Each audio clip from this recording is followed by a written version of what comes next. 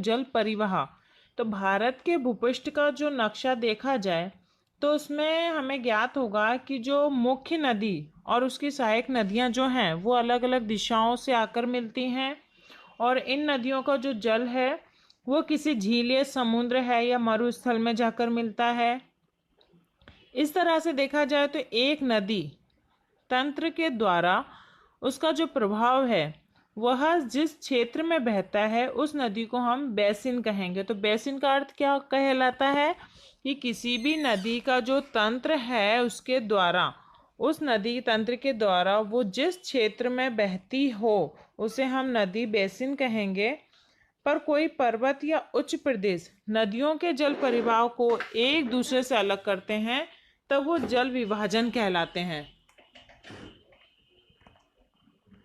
फिर भारत का जल परिवाह के विषय में हम जानेंगे।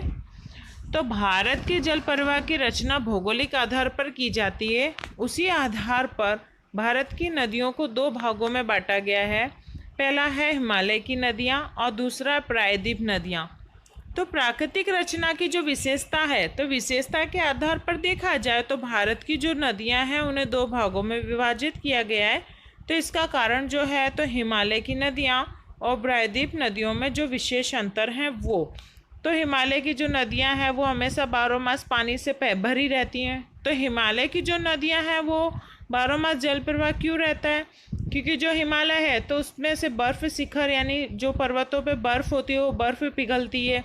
उसके अलावा वर्षाद होने के कारण तो कह सकते हैं कि जो हिमालय की नदियां हैं वो 12 मास जल प्रवाह रहता है, क्योंकि वहाँ वर्षा का कारण होता है। और दूसरा जो गर्मी होती है तो गर्मी के समय में जो पर्वत शिखरों पर जो बर्फ होती है वो बर्फ पिघल कर जल भंडार में निरंतरित और वृद्धि करती है। तो इस प्रकार से वहाँ पर नदियों का प्रभाव बना रहता है। हिमालय की जो दो नदियाँ हैं सिंधु और ब्रह्मपुत्र, ये दोनों नदियाँ जो हैं ये इस पर्वतमाला से उत्तरी भाग से निकलती हैं और हिमालय की नदियाँ अपने उद्भव स्थान से निकल के समुद्र तक एक लंबा रास्ता करती हैं। तो देखिए यहाँ पर नदियों की विभिन्न अवस्था बताई गई है, जहाँ पर नदी का स्रोत दिया गया है। तो ये देखिए ये हिमालय दिया गया है, यहाँ पर ये नदी के स्रोत दिए, यानी यहाँ से पानी आता है, यानी नदी बह रही है। यहाँ पानी जो पर्वत से जो बर्फ़ होते हैं वो किस तरह से गर्मियों में पिघलते हैं, तो पिघल के इस तरह से ये। फिर यहाँ पर्वतीय स्तरों के प्रदेश बताए गए, यहाँ से मध्य स्तर बताए गए, यहाँ से सर्पाकार। सर्पाकार अर्थात क्या कहेगा, जिस प्रकार से सांप के से इस तरह से डोलता है उसी प्रकार से ये जो नदी है नदी का जो प्रभाव वो इस तरह से आती है, इसलिए इसे हम सर्पाकार कहेंगे। उसके बाद यहाँ मैदानी प्रदेश दिया हुआ है, फिर झील, नलाकील और लास्ट में आता है डेल्टा। डेल्टा में तो क्या होता है, त्रिभुज प्रकार का जो स्थान होता है जहाँ पे नदियाँ भरी, नदी का जो पानी वो भरा रहता है, जिसे हम डेल्टा कहेंगे। तो हम जानेंगे नदी प्रवाह की 3 अवस्थाएं होती हैं। पहला है पर्वतीय प्रदेश, मध्य भाग और मैदानी प्रदेश। तो जब नदी जो है वो पर्वतीय क्षेत्र से निकलती है तो वहाँ का जो तीव्र घर्षण करती है, तो तीव्र घर्षण करना अर्थात क्या बताया गया कि पर्वतीय क्षेत्र से निकलेगी। तो पर्वतीय क्षेत्र कैसा बताया, ढलान वाला। तो ढलान वाले पर जब नदी निकलेगी तो वो नदी कैसी होगी, उसकी स्थिति कैसी होगी, एकदम तेज होगी। तेज यानी एकदम ढलान वाली जगह पे पानी कैसे एकदम फटाफट सरकता हुआ आता है, तो इसलिए हम उसे क्या कहेंगे, एक तीव्र घर्षण करती है।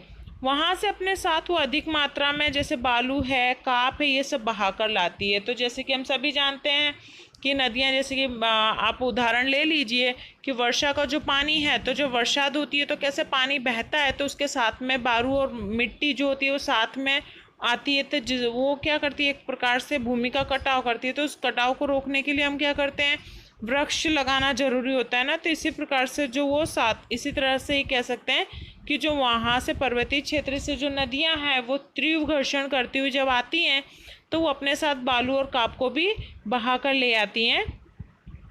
और जो मध्य और मैदानी भाग है तो वहाँ पर नदियों का जो प्रभाव कैसा होता है, मंद हो जाएगा।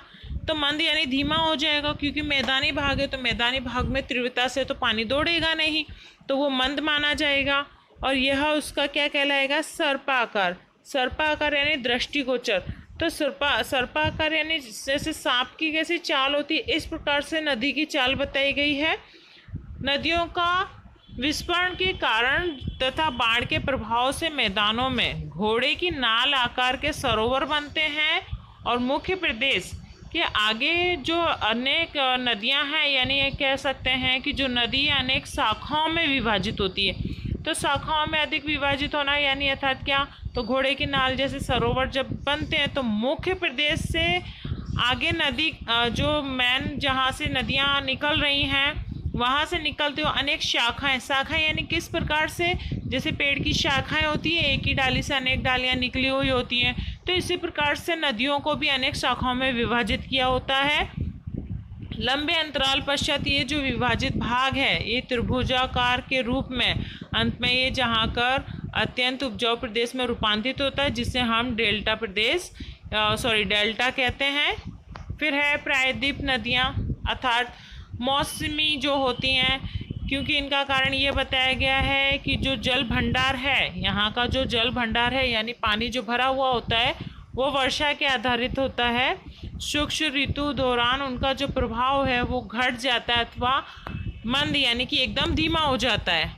कि नदियों की तुलना में इन नदियों की जो लंबाई है वो कम देखने को मिलती है, इसलिए इन नदियाँ, ये जो नदियाँ हैं ये छिछली नदियाँ मानी जाती हैं।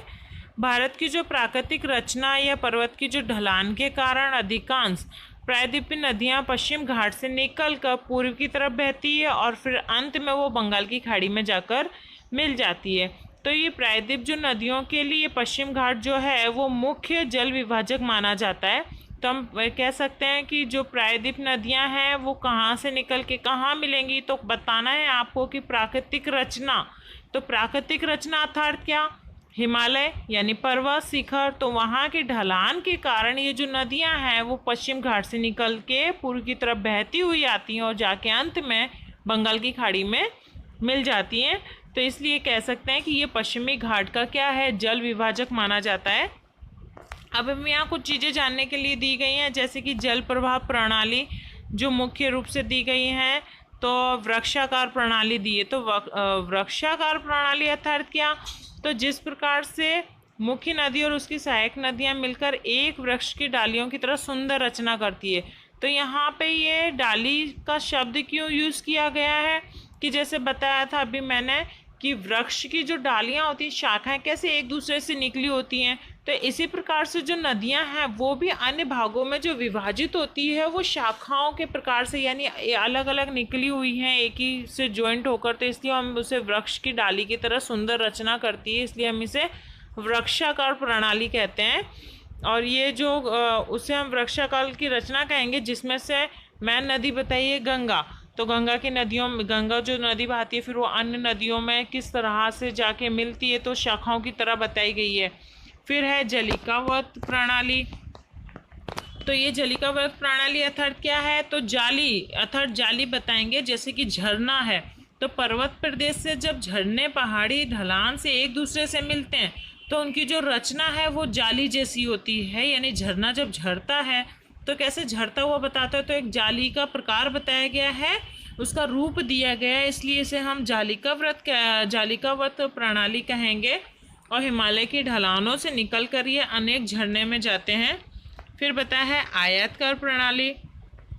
तो आयताकार प्रणाली अर्थात मुख्य नदी जो उसकी सहायक नदियाँ एक दूसरे से समकोण पर मिलती है, तो समकोण पर मिलती है तो इसे आयताकार रचना कहेंगे। भूमि दरार में से बहने वाली जो अधिकांश नदियाँ ऐसी रचना करती हैं, जैसे कि नर्मदा के बारे में बताया गया है। फिर है केंद्र त्यागी अर्थात पर्वतकार। तो पर्वतीय प्रदेश में से एक पर्वत के चारों तरफ से झरने निकलकर चारों तरफ जो नदी की रचना करते हैं उसे हम केंद्र त्यागी पर्वतकार नदी कहेंगे, जिसे सौराष्ट्र की नदियाँ बताई गई हैं। तो इस प्रकार से ये बताया गया है। फिर यहाँ हम देखेंगे हिमालय की नदियाँ। तो उससे पहले देखिए ये यहाँ पर आपको यहाँ नक्शा दिया गया है, जिसमें ये देखो सारी नदियाँ बताई गई हैं ऊपर, जिसमें कुछ झील कुछ झील दिए गए हैं, जिसमें ये पॉइंट करके दिया गया है, ये सारी झीलें हैं रेड कलर के पॉइंट में, ये आपको बता दिया जाए। तो ये जो रेड पॉइंट दिए गए हैं ये सारे के सारी आपकी क्या है, झील बताई गई हैं, जिसमें से मीठे झील की बताई जाती है। तो जहाँ पर आता है वुलर, जो एक मीठे झील बताया गया है यहाँ। फिर सावर झील, ये मुख्य झीलें बताई गई हैं। इसके अलावा देखो यहाँ पे जो नदियाँ बताई गई हैं वो सभी शाखाएं रूप में जो नदियाँ मैंने बताई थी अभी, वो आप इस तरह से शाखाएं समझ सकते हैं कि जैसे कि ये नदी निकली तो देखो इसमें से एक ये जाएगी, एक ये, इस तरह से ये क्या है, डाली की तरह शाखाएं निकलती हैं। तो इसलिए हम इसे शाखाएं प्रकार से या सर्प प्रकार से कह सकते हैं। फिर आप देखेंगे हिमालय की नदियाँ, तो सिंधु, गंगा तथा ब्रह्मपुत्र हिमालय की निकलने वाली ये मुख्य नदियाँ हैं जो हिमालय से निकलती हैं। ये जो नदियाँ हैं वो काफ़ी लंबी नदियाँ बताई गई हैं और इनके अनेक सहायक नदियाँ इनसे मिलती भी हैं। कोई भी बड़ी जो नदी है उसकी सहायक नदियाँ एक दूसरे से मिलें या कह सकते हैं कि वो एक दूसरे के स्वरूप में निर्मित होती है तो उसे हम जल परिवाह कहेंगे। तो यहाँ जल परिवाह की आपको परिभाषा दी गई है कि कोई भी एक बड़ी नदी है तो एक बड़ी नदी में उसकी सहायक नदियाँ यानी और कई नदियाँ उसमें एक दूसरे से मिल रही हैं तो वो एक जल प्रवाह या अपवाह तंत्र कहलाएगी। सिंधु नदी के बारे में हम जानेंगे। तो सिंधु नदी का जो उद्गम स्थान है वो मानसरोवर के पास तिब्बत में से हुआ है। तो ये आपको पूछा जा सकता है कि सिंधु नदी का उद्गम स्थान तो मानसरोवर के तिब्बत में बताना है आपको। आरंभ में यह पश्चिम में से और फिर उत्तर पश्चिम की तरफ बहती है। इस तरह वह लद्दाख और केंद्र शासित जो है लद्दाख वो उस प्रदेश से लेह जिले में प्रवेश करती है। तो इस क्षेत्र में उसमें दुर्गम खोहा यानी कि जो खडरों होते हैं उसका निर्माण होता है। यहाँ से उससे देखा जाए तो जाश्कर है, निबूरा, श्योक तथा हुज्जा जैसी जो नदियाँ हैं वो इन नदियों में मिलती है। सिंधु नदी जो है वो बाल्टिस्तान तथा गिलगिट क्षेत्र में बहती हुई अटक के पास जो पर्वतीय क्षेत्र है वहाँ से बाहर निकलती है। जो सतलज, ब्यास, रावी, चिनाब, झेलम उसमें मिलने वाली ये सहायक नदियाँ। तो इस तरह से हम इसे जल प्रवाह कहेंगे। सहायक नदियाँ यानी किस तरह से कि सिंधु जो नदी है वो बड़ी नदी बताई गई है तो बड़ी नदी के अंदर सतलज, व्यास, रावी, चिनाब, झेलम ये सब नदियाँ उसे सहायक मिलती हैं तो ये एक सहायक नदियाँ कहलाएंगी। तो इस तरह से जो ये 5 नदियाँ जो हैं ये पाकिस्तान के मिठानकोट के पास सिंधु नदी में जाकर मिलती है। तो 5 नदियाँ कौन सी? तो 5 नदी आपको ये बतानी है, सतलज, व्यास, रावी, चिनाब और झेलम। ये 5 नदियाँ हैं जो पाकिस्तान के मिठानकोट से निकलकर सिंधु नदी को जाके मिलती हैं। तो इन सभी नदियों का जो संयुक्त है प्रभाव वो दक्षिण की तरफ बहकर अंत में जाकर जो पाकिस्तान में होकर अरब सागर से जाके मिलता है। और ये नदियाँ जो हैं वो मैदानी प्रदेश में एकदम मंद गति में बहती है क्योंकि मैदानी प्रदेश बताया ना, मैदानी प्रदेश होगा तो वहाँ ढलान तो होगा नहीं, तो ढलान नहीं होगा इसलिए उसकी जो बहने की जो स्पीड है वो एकदम कम हो जाएगी, इसलिए हम कहेंगे कि वो मंद गति से वहाँ बहेगी। तो इस नदी बेसिन का लगभग 1/3 भाग जो है वो भारत के पर्वतीय क्षेत्र जम्मू कश्मीर में स्थित है। इसलिए यहाँ पे देखो सिंधु घाटी जो दी गई है ये देखो यहाँ ऊपर की तरफ ही दी गई है ये, तो यहाँ ये कह सकते हैं कि इसका भाग जो है वो ये देखिए यहाँ ऊपर की तरफ हिमालय पे बताई गई है। तो ये कह सकते हैं कि इसका जो 1/3 भाग है वो कहाँ पे आया हुआ है तो जम्मू कश्मीर के स्थिति में है। फिर यहाँ पे इसकी लंबाई दी गई है। तो सिंधु घाटी जो सिंधु जो नदी है उसकी लंबाई बताई गई है 2900 किमी है। सिंधु नदी के पानी के बंटवारे के लिए सन 1960 में भारत पाकिस्तान के साथ समझौता हुआ था। तो ये जो हमारे जो सिंधु नदी है ये सिंधु नदी की ही जो पानी है वो पाकिस्तान में मतलब यूज़ किया जाता है। इसलिए कह सकते हैं कि सिंधु नदी के बंटवारे के लिए 1960 में भारत और पाकिस्तान का समझौता हुआ था।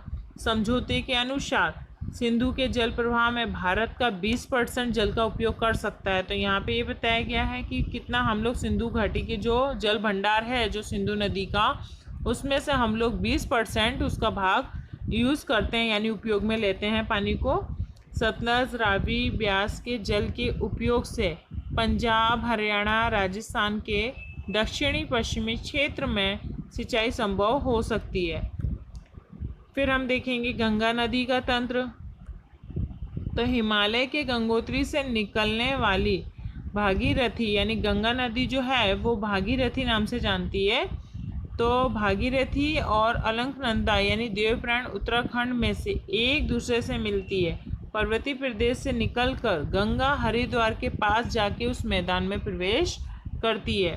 तो हिमालय से निकलने वाली जो अनेक नदियां हैं वो गंगा से मिलती हैं। तो गंगा से मिलने वाली नदियां कौन सी बताई गई हैं? तो वो यहाँ पर हैं यमुना, घाघरा, गंडक, कोसी। ये जो नदियां हैं ये गंगा से मिलती हैं। यहाँ यमुना जो है तो वो यमुना हिमालय की यमुनोत्री में से निकलती है। यह नदी गंगा की दाहिनी तरफ से बहकर इलाहाबाद के पास गंगा में जाकर गिरती है। कौन सी? तो यमुना नदी। फिर जो घाघरा है तो घाघरा, गंडक तथा कोसी का जो उद्गम स्थान है वो है नेपाल। यानी ये कहाँ से निकली हुई हैं? तो नेपाल से, जिसके कारण हर वर्ष उत्तर के मैदानी प्रदेश में बाढ़ आती है और कुछ क्षेत्रों में जान मान की हानि और क्षति भी देखने को मिलती है। यानी क्षति वहाँ पहुँचती है, हानि देखने को मिलती है। फिर भी इन नदियों द्वारा जो निर्मित उपजाऊ काप के मैदान हैं उसकी वजह से भारत में कृषि क्षेत्र में समृद्धि प्राप्त हुई है। फिर हम देखेंगे प्रायद्वीप पठारी प्रदेश। तो प्रायद्वीप जो पठारी प्रदेश है वहाँ से निकलने वाली जो नदी है वो चंबल, बेतवा, यमुना नदी में तथा सोन गंगा नदी में जाके मिलती है। ये नदियाँ जो हैं वो आर्द्र शुष्क क्षेत्र से निकलती हैं तथा इनकी जो लंबाई है वो भी कम होती है और कम होने की वजह से इनका जो जल भंडार होता है वो मर्यादित होता है। उत्तर तथा दक्षिण में मिलने वाली जो नदियां हैं उनका संयुक्त प्रभाव आगे जाकर दो भागों में बांटा जाता है। पहला भाग है बंगाल देश में प्रवेश करता है, वहाँ से वो पद्मा के नाम से जाना गया है। और जो दूसरा भाग है वो पश्चिम बंगाल में भागीरथी यानी कि हुगली के नाम से जाना जाता है। तो इस प्रकार से अंत में ये दोनों प्रभाव बंगाल की खाड़ी में गिरते हैं। तो आपको ये बताना है यहाँ पे ये भी आ सकता है कि उत्तर तथा दक्षिण में मिलने वाली जो नदियाँ हैं उसका संयुक्त प्रभाव कितने भागों में बांटा गया? तो दो भागों में। पहला बांग्लादेश से प्रवेश करेगा, तो बांग्लादेश से प्रवेश करते हुए वो किस नाम से जाना जाता है? तो पद्मा नाम से। और दूसरा जो है वो बंगाल खाड़ी में भागीरथ है जो हुगली नाम से जाना जाता है। अंत में दोनों के दोनों कहाँ जाके गिरते हैं? तो बंगाल की खाड़ी में। गंगा का प्रभाव बांग्लादेश में पद्मा कहलाता है और यह ब्रह्मपुत्र नदी के साथ मिल जाता है। इन दोनों के संयुक्त प्रभाव को हम मेघना कहते हैं तथा गंगा और जो ब्रह्मपुत्र है ये नदियों का डेल्टा प्रदेश अधिक उपजाऊ प्रदेश है, उसे सुंदरवन कहा जाता है। तो सुंदरवन जो है वो भी किसे कहते हैं ये भी आपको यहाँ इसी पैराग्राफ में मिल गया है। पद्मा कौन कहलाएगा ये भी आपको यहाँ आपको 3 क्वेश्चन बन रहे हैं कि वो गंगा जो नदी है तो वही पद्मा कहलाएगी, लेकिन किस लिए? तो गंगा का जो प्रभाव है यानी बहने का जो प्रभाव है वो बांग्लादेश में पद्मा के नाम से कहलाएगा। ठीक है, और जो ब्रह्मपुत्र की नदी के साथ जाके मिल जाता है। और जब ब्रह्मपुत्र ये जो पद्मा है ये जो ब्रह्मपुत्र नदी के साथ मिलता है तो जो ये संयुक्त प्रवाह यानी दोनों साथ में मिलकर जो बहता है उस प्रभाव को हम मेघना कहेंगे। और गंगा और जो ब्रह्मपुत्र के जो नदियों का डेल्टा है तो डेल्टा प्रदेश जो है वो काफ़ी उपजाऊ है जिसकी वजह से वहाँ सुंदरवन कहा जाता है।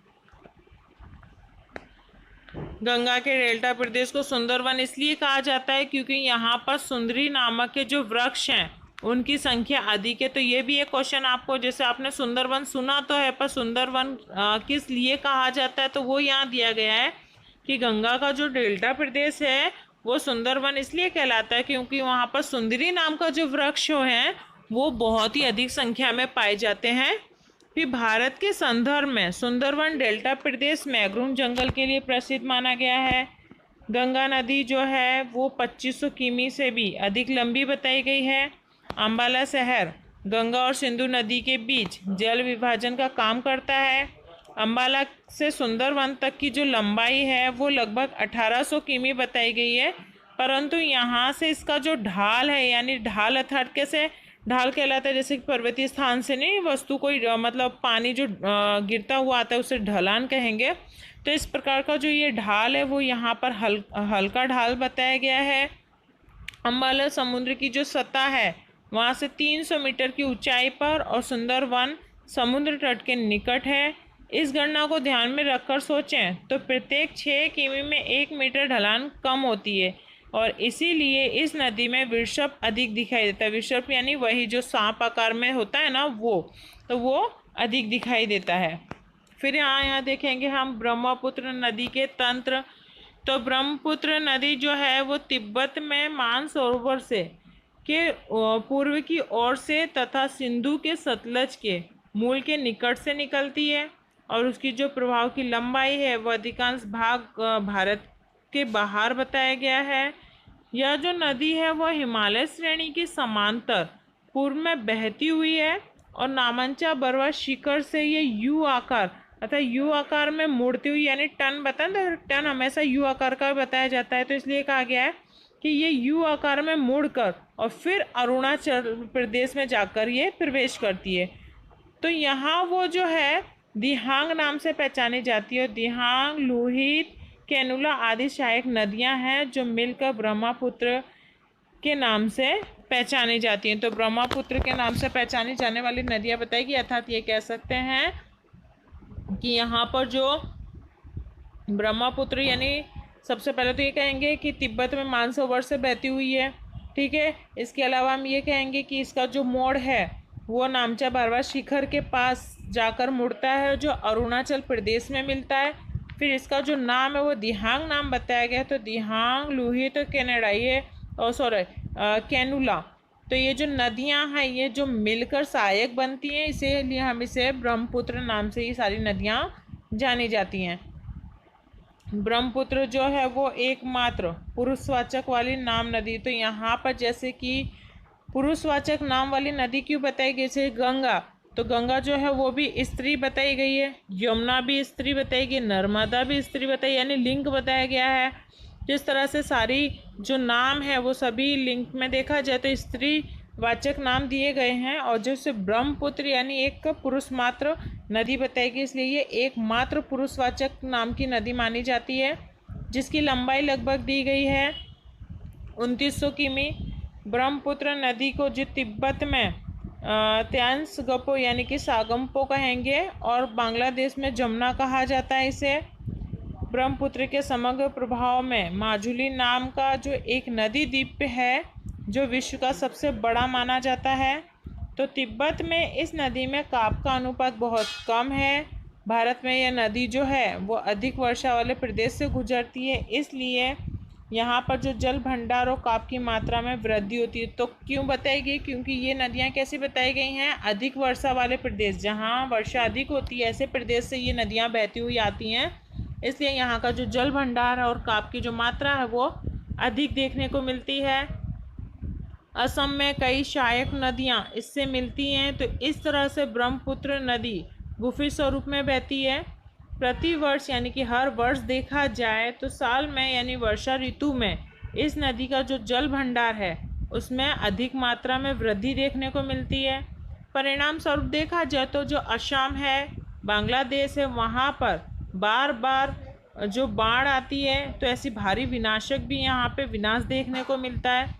उत्तरी भारत की दूसरी नदियों की अपेक्षा देखा जाए तो इन नदियों में जो विरोधाभास देखने को मिलता है, असम में वर्षा ऋतु के समय पड़ने वाली वर्षात के कारण यहाँ निरक्षरपण भी अधिक होता है। इस नदी में रेत की मात्रा बढ़ने से उसकी जो सतह है वो ऊंची रहती है, जिससे नदी प्रवाह में बार बार मार्ग परिवर्तन होता रहता है।